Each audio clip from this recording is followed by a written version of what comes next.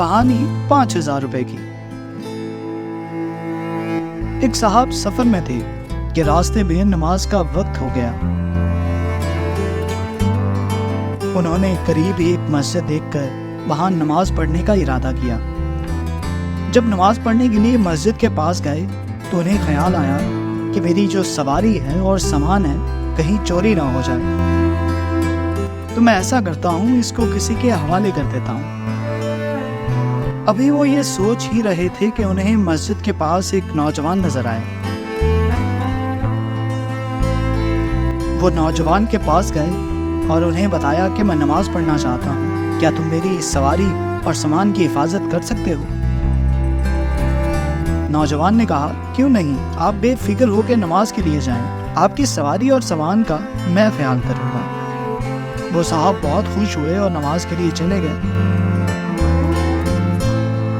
लेकिन जब नमाज पढ़ के बाहर आए तो ये देखकर हैरान रह गए कि ना सिर्फ वो नौजवान गायब है बल्कि उनकी सवारी और सामान भी गायब है। खैर वो सब्र करके बाजार की तरफ चल दिए।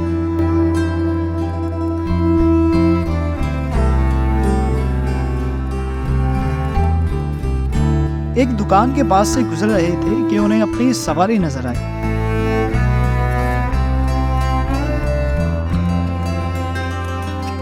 तो उन्होंने दुकानदार से कहा, ये तुम्हारे पास कहाँ से आई? तो उसने जवाब दिया, अभी एक लड़का इसे 5,000 में बेच के गया है। इन साहब ने उनको रकम अदा की और अपनी सवारी फिर से खरीद ली। लेकिन उन साहब को बहुत अफसोस हुआ।